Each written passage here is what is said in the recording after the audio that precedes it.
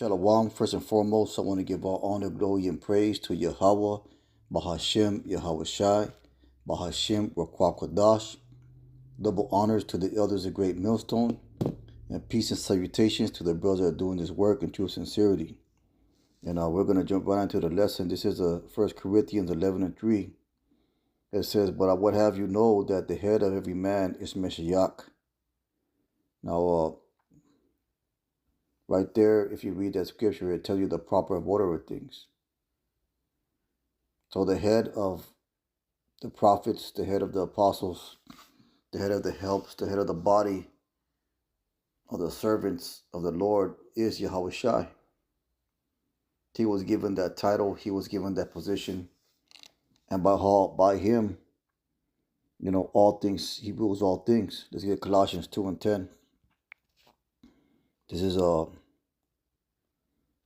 Colossians 2:10, and we'll start at first. We'll start at verse 6. It says, "As ye have therefore received Mashiach YAHAWASHI, the Lord, so walk ye in him."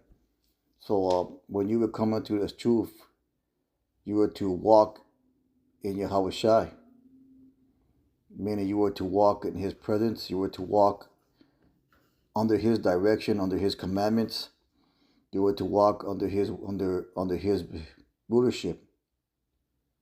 It says rooted up and built up in him, established in the faith. And that's what the body's for. The body's for the edification of the brothers within the body. It says in the scriptures that all things done to edify, because that's the job of the body, to build up,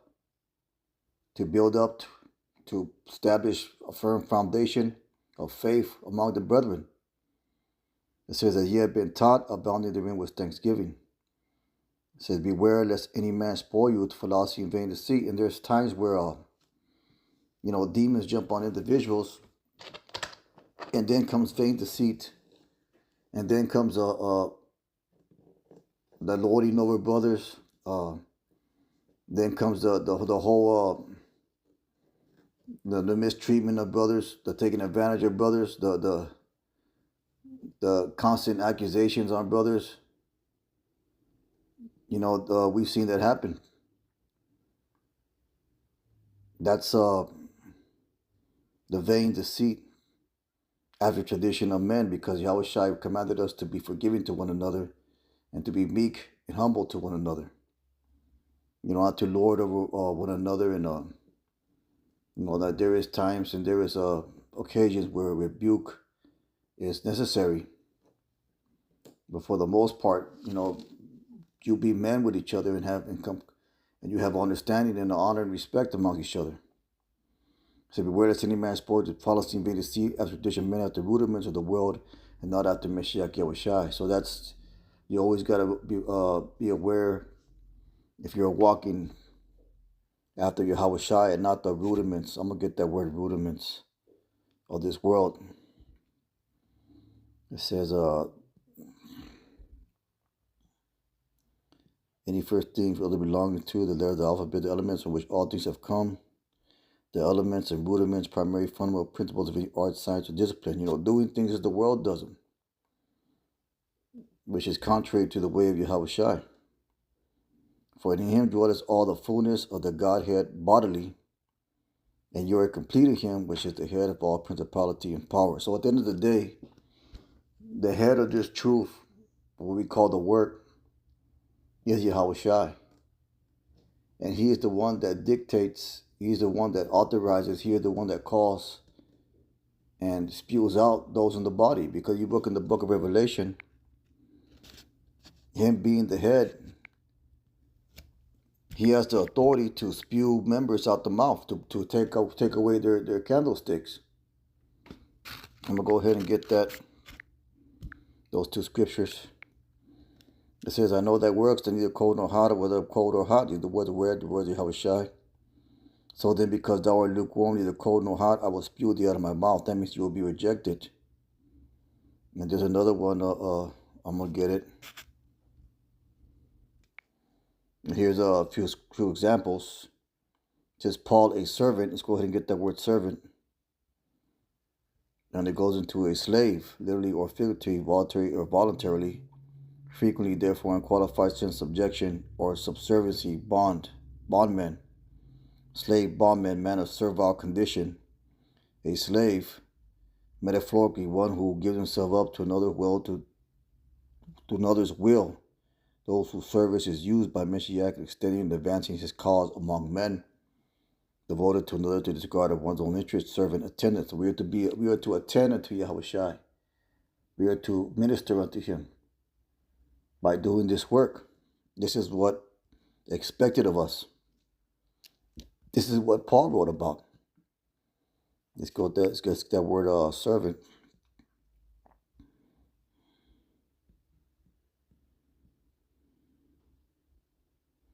Let's get this right here. 1 Corinthians 7:22. For he that is called in the Lord, being a servant, is the Lord's freeman. Likewise also he that is called being free is Christ, is Mashiach's servant. Ye are bought with a price, be ye not servants of men. We are bought with a price. The Lord paid a hefty price or toll or sacrifice for us to have this ministry, for us to have this knowledge. So we owe him, man. So ye are bought with a price, be ye not servants of men. And some people are just servants of men. If you look at the IUIC, they are servants of men. They go along with whatever Nate says. They do whatever he says. They abide by what he says. Because that doctrine that he preaches and those involved in that doctrine, they are not part of the body. They don't abide with YAHAWASHI. It says here, but let every man where he's called, they're going to abide with YAHAWASHI.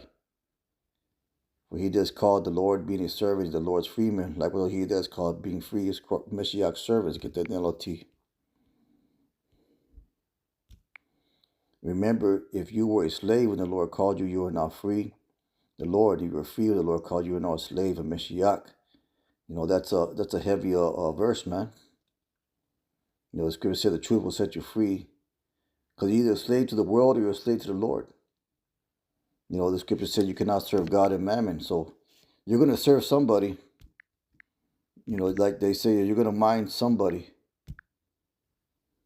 Did I spell that right? No, you don't spell mammon.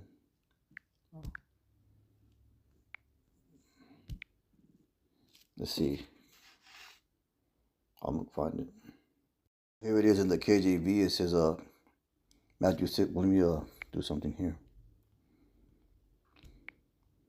Matthew 6:24 says, no man can serve two masters. So that right there tells you that, we are in service to something. We mind the philosophies, the doctrine, the direction of something. It says, for either he will hate the one and love the other, or else he will hold to one and despise the other. You cannot serve Yahweh and Mammon. And that's what lukewarm is. That's what being lukewarm is. Lukewarm is trying to straddle between those two commitments. And Mammon is basically symbolic of, like we read in the scriptures, a rudiment to this world. Lukewarm is trying to serve two masters. Because you're not completely cold, but you're not completely hot. That's another thing that brothers get caught up in, or men have got caught up in. Trying to commit to this world and commit to the truth, thinking that there could be a perfect balance of the two.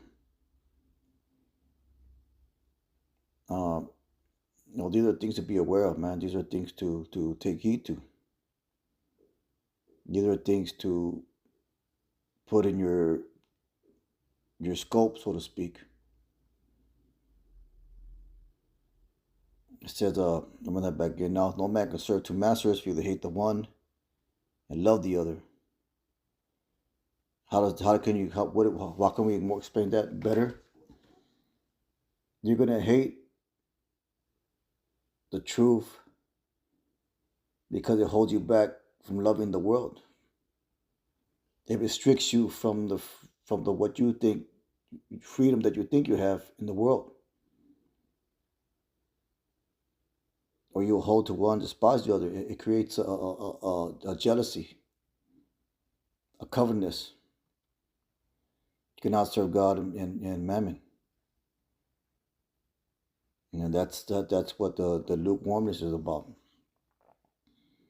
You know, but the point of the lesson is that the head of the man, or the man, the Lord, so to speak, is YAHAWASHI. He is the one that is authorized to bring in and cast out. He is authorized to rule the body as he pleases, for his own will, for his own purpose. And you have to look at yourself as a you're bought with a price. So you're obligated, meaning you are obligated. If you know this truth and you've been called into this truth, then you are obligated. You are obligated in service to the Lord. That's a heavy thing, man.